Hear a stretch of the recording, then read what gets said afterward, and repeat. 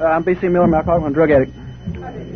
And because this program works, I haven't found it necessary to take a drink or do any drugs since May of 1984. For that, I'm truly grateful. And I'm sure Stevie's got plenty to say, and anything that I would say would probably be, knowing me, to be self-serving, so I'm going to let Stevie go right now.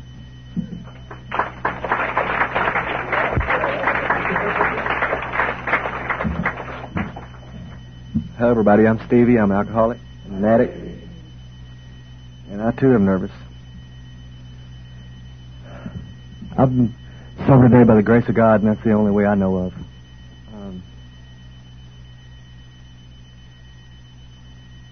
Everything I've done got me here. I know that a lot of what got me here was also the grace of God, because I couldn't have needed the questions or had the questions. I don't think that I try to find out the answers to these days without the grace of God.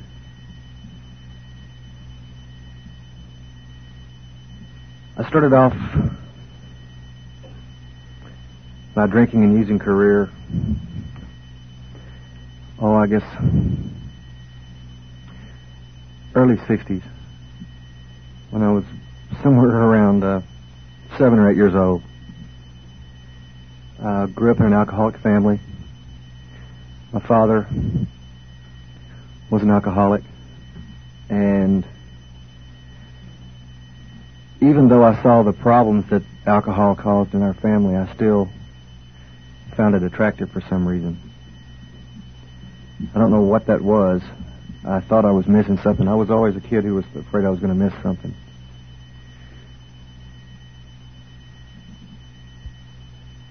Somewhere along the line, I started trying to find out why my father would go back and continue to drink, even though every time he did, I saw what happened, which was big fights, violence. And we were always real scared of him.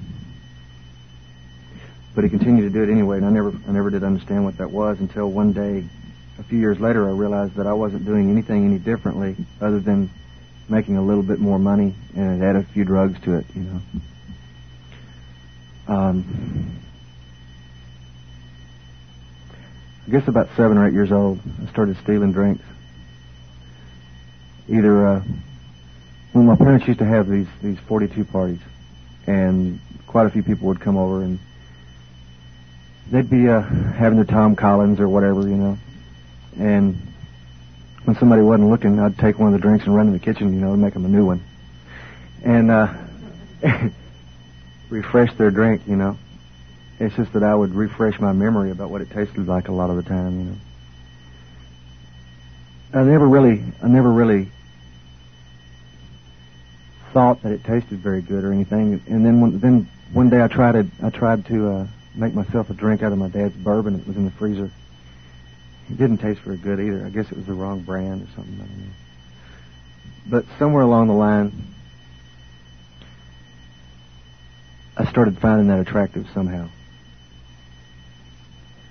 About the same time, when I was a ear, nose, and throat doctor who, it was general practice with him when you went in for him to take a look up your nose, he would squirt you full of what I later found out was a strong solution of liquid cocaine. And I never really knew why my face was numb when I left there and why I felt a little different, but I later on found out that I didn't know how to breathe without the stuff, because it was in a nose spray he gave me.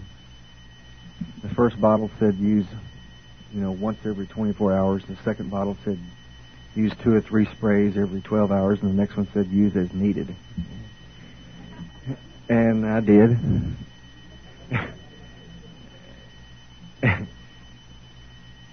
But I guess as I was going into junior high was when I really started trying to drink. We'd moved to Graham, Texas, and I really didn't want to go at all. I'd gotten in the first band that I really wanted to be in, and was excited about it. And we had to move, and I had to give up everything, including my way. We got to Graham, and my parents had told me we were going to be there for about 6 weeks, and that was about 6 weeks into the 6 months that we stayed there. While I was going to school there, actually the first day I went to school there in Graham, Texas, just to show you how much I liked it. I got kicked out of school 3 times the first day, and I didn't even do anything. I just went to school, and they didn't like how my belt was. They didn't like how my hair was cut twice, And I real quick found this guy that sold Alka-Seltzer bottles full of sour mash,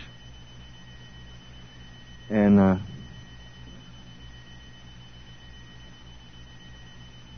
continued to find him every day, Even though I didn't like how it tasted or anything, it just kind of helped me smooth along, Because there wasn't anything that I really wanted there. I'd get beat up all the time, and there wasn't anybody to play any music with. We stayed there for about 6 months, and finally I just told my parents that I wasn't going back to school anymore. And that ended up being about the same time we moved back to Dallas. And back to Dallas for me was, I didn't realize what I was doing at the time, but really all I really was doing here at the time was, I was trying to play music and everything, but the main thing I was doing was hanging out with the kids down the street. And what they did all the time was see how they could get high this way or that way, And I thought that, well, all I was doing was just trying to be in with the people, with these kids. What I was really doing was learning how to get high and stay high all the time, and run away from what was going on, which was, I guess what was going on really was that, people grow up and they learn things about living life and grow.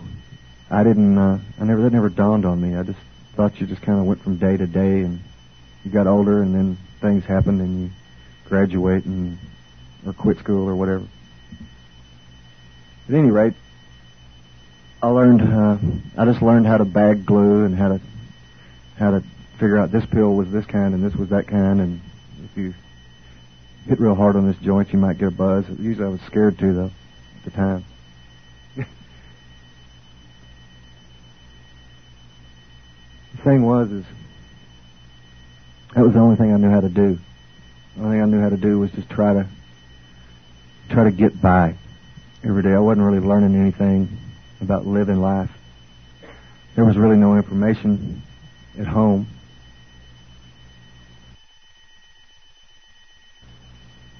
Because I couldn't, it was pretty violent in my house. I couldn't go and ask my dad about things. I couldn't go ask my dad about school or about girls or about anything, because it was pretty much you're supposed to know that stuff on your own. Or just leave me alone. Is that your stuff? Get it out of the room, So I just continued to try to find out things from the kids down the street. And that wasn't the way to really go. I didn't know that.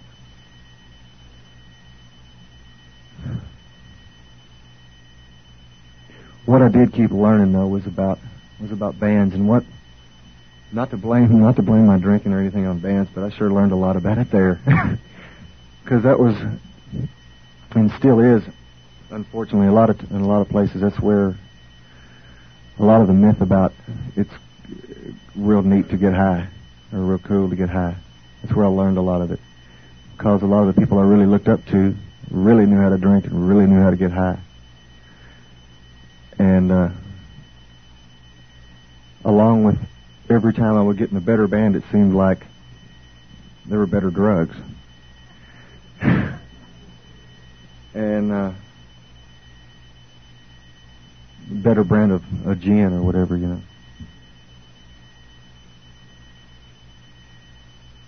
And I always thought I had to keep up. I just thought I had to keep up. Why that was, I don't know. I would see someone who I really cared about, and know that this is a pattern that's gone on most of my life, and I still don't understand why it's attractive to me, or has been. I would see someone who I really cared and loved, cared for and loved, and that they couldn't do anything unless they were shooting something, and I would see that it would be literally killing them, and that would be a good reason for me to try it. I don't know. I don't understand that. That's a pattern that I developed. I saw it with my father. I saw it with very close friends, and I've seen it with people who are no longer alive, I'm glad to say that I'm not doing that anymore. Because there was a stage in my life where I got to experimenting. Not like I thought experimenting was in the first place, but what happens to you if you do this much? There was a time in my life when a normal day would be to pull out whatever I could get my hands on and do it all at once. It wasn't do it till it was gone, it was do it all right then. And it would be enough to kill somebody. But for some reason, that was what I did. And I would sit there and go, well, this is what happens, and stay alive somehow.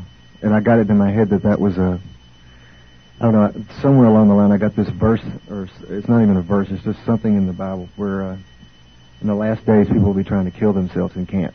And that's what I thought I was doing, I think. For some reason I thought I couldn't die. I guess that's that Superman deal that we get.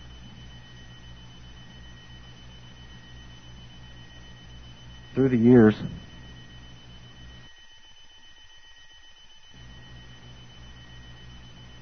all this progressed, and I just got to where everything I was doing was on a road to killing me. The only thing that I was doing that wasn't destructive was trying to play music. But that was really quickly everything else. I still cared about someday finding something that meant something to me inside and with another person or with other people. I still cared about growing somehow. But bit by bit, all of that was going somewhere in the past where I couldn't reach it anymore. It was like something that I couldn't reach anymore, something that I just could dream about.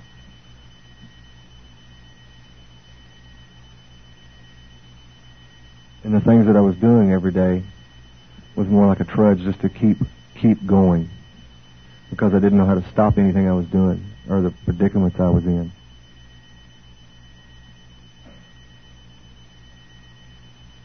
And then one day, about close to 3.5 years ago,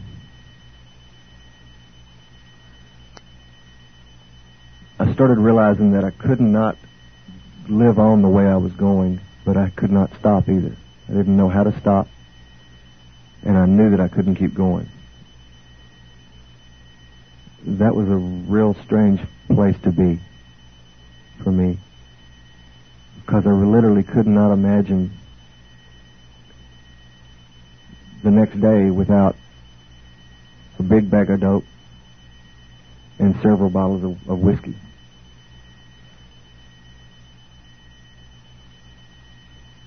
I thought that literally what I thought was that I would go on doing that until I died, and then it would be a lot better because I wouldn't have to deal with it anymore. And in my mind, that seemed like a real good solution, because I wouldn't have to deal with it anymore, but the people that I was mad at would.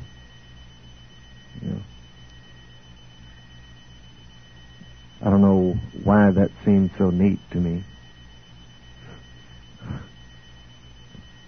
I don't know why I was that mad at people, I guess I was probably mad at myself. It's really what it was.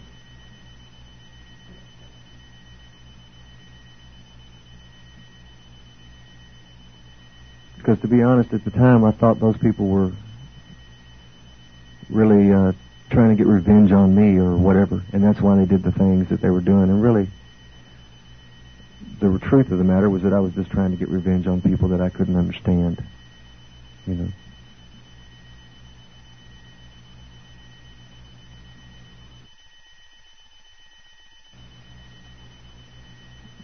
But instead of doing it till I died, what happened was I collapsed, and just gave up. It was funny because I saw it coming for a while, and the reason that I wouldn't let go and give up that fight in the first place was because of what other people would think. You know, what they would think. Not that they would find out that I was getting loaded, or not that they would find out how bad off I'd gotten, but that they would think that I was weak because I gave up. And it took a lot to find out that that was the stronger thing to do, was to say, I can't do this anymore. You know, I have to live instead of die.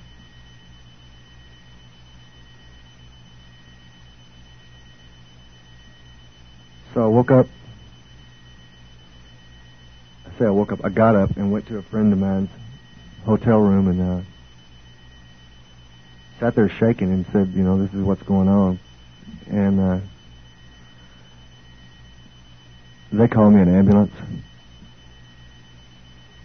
And we were in Germany at the time. We went to this hospital, and somehow I got the nerve to get out of that hospital real quick because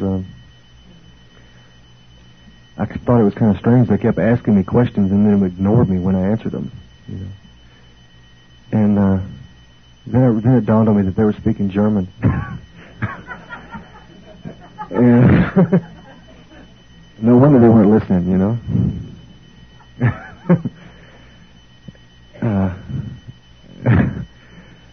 I did get out of there and went to it was a couple of days later, but I ended up going to a hospital, or going to see a doctor in London. And he was someone that I'd heard of, that I knew that could do some good and give me some help. And he put me in a hospital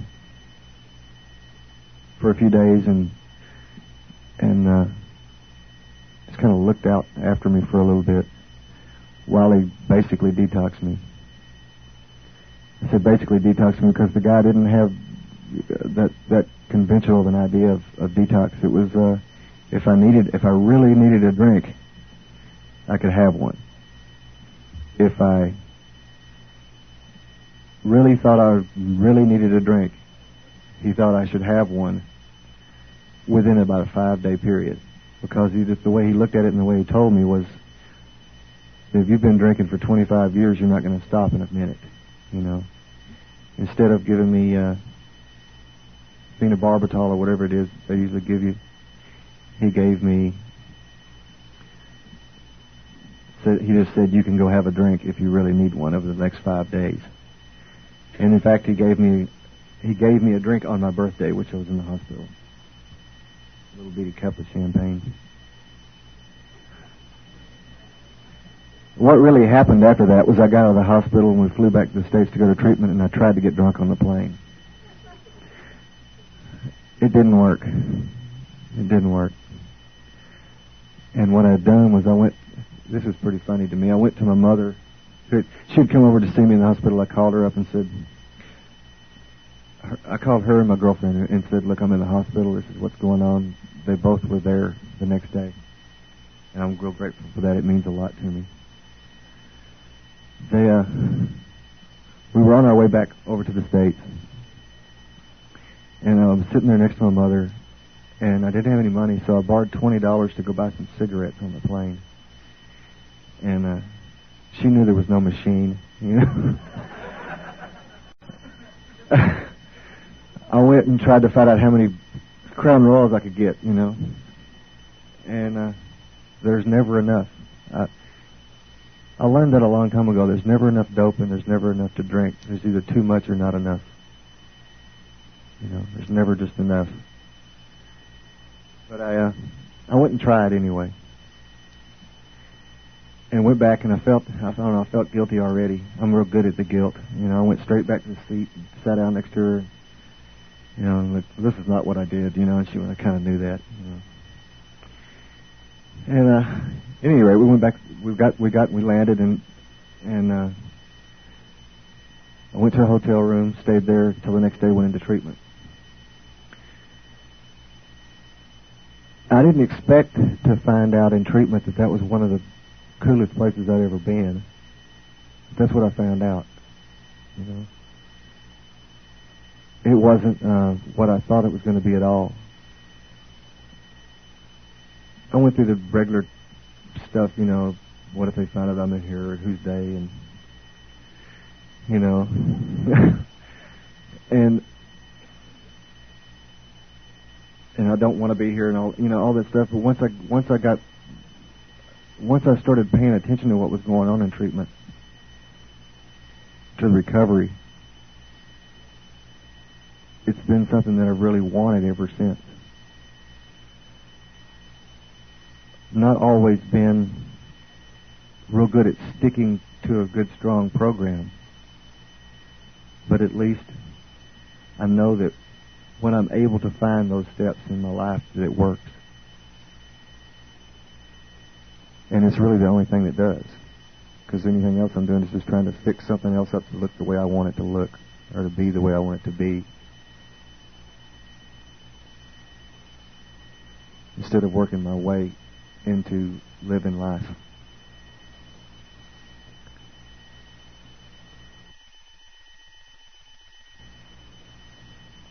But what I found in treatment was the same thing that I find in a meeting when I'm in the right place,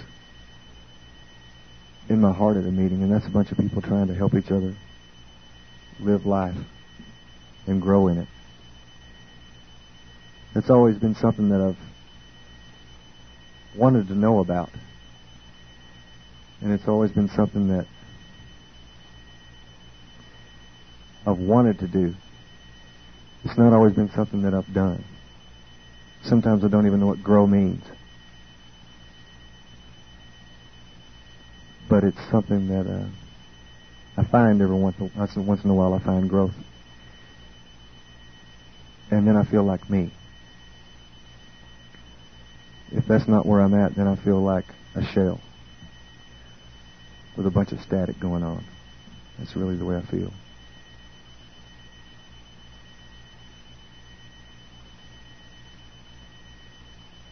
I don't know. In the program of AA, I've found the only real lasting happiness that I've ever had. And it lasts whether I can really reach it or not. I don't know if that makes sense to you or not, but I know that it's there even though I can't always feel it. Because I know it's not out of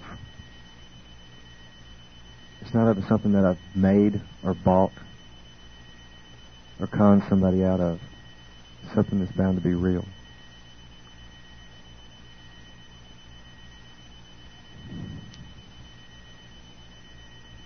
And I see it when I see other people come out of a real hard place to be into a more comfortable place with themselves. I know that must be growth. It's not just a new pair of boots or something, you know.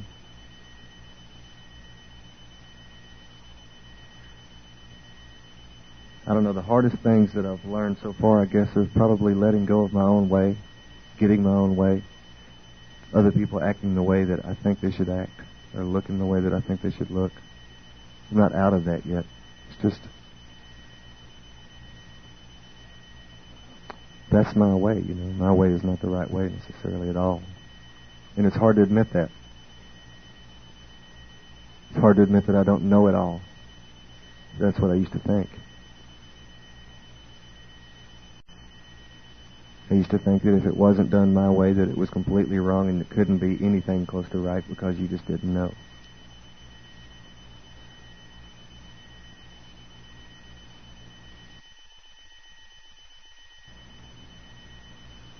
I know sometimes I find out that it's real comfortable not knowing everything, not knowing anything, in fact.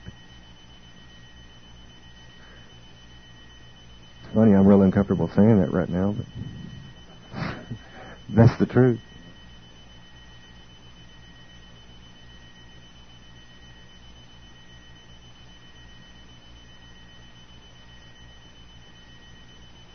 I don't know, I just know that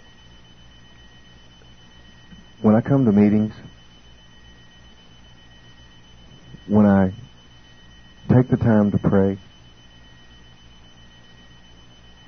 and to listen and to take a look at myself and try to change, that I grow.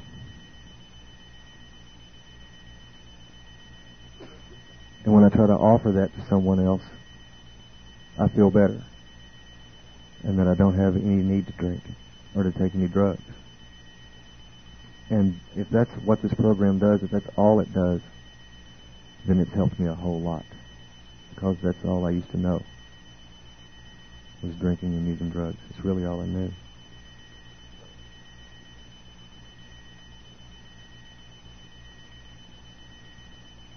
Because I didn't know how I felt.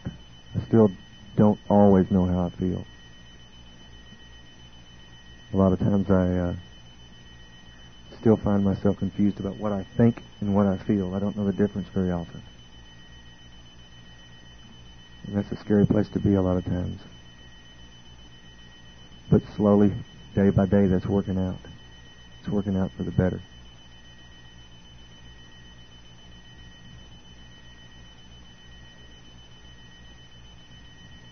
It's been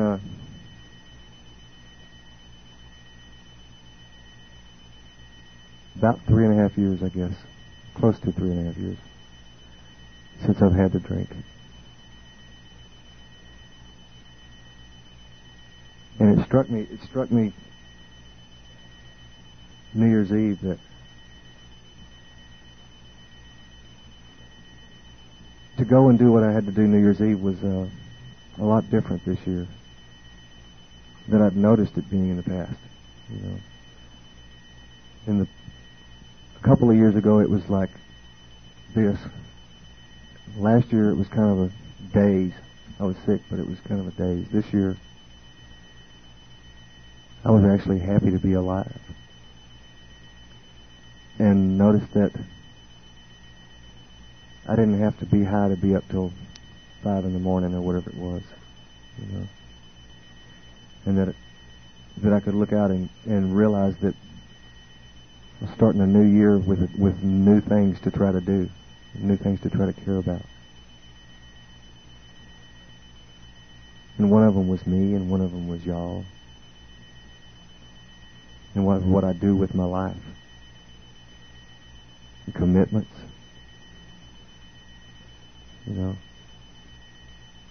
Commitments has been another thing that I've never been very good at in my life. Well, I could get caught up in something real good, I could get caught up in the mirror combing my hair, or whatever. But commitments have not been something that I've been very good at, because I was more scared of making a commitment than I was following it through.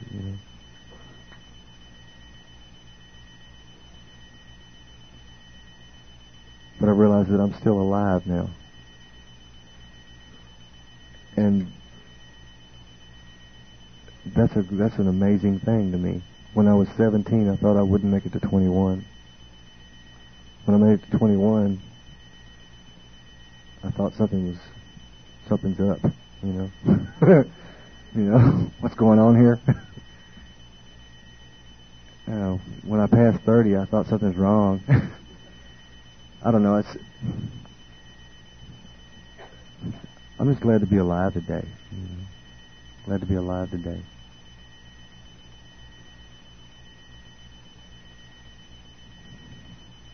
I don't know, I don't really have a whole lot to say about anything other than knowing that if I let this program and if I let God do what He's going to do in my life, through you or through whatever, that it's a whole lot better than I ever could have done it myself before I came to this program. I thank y'all for letting me be here with you.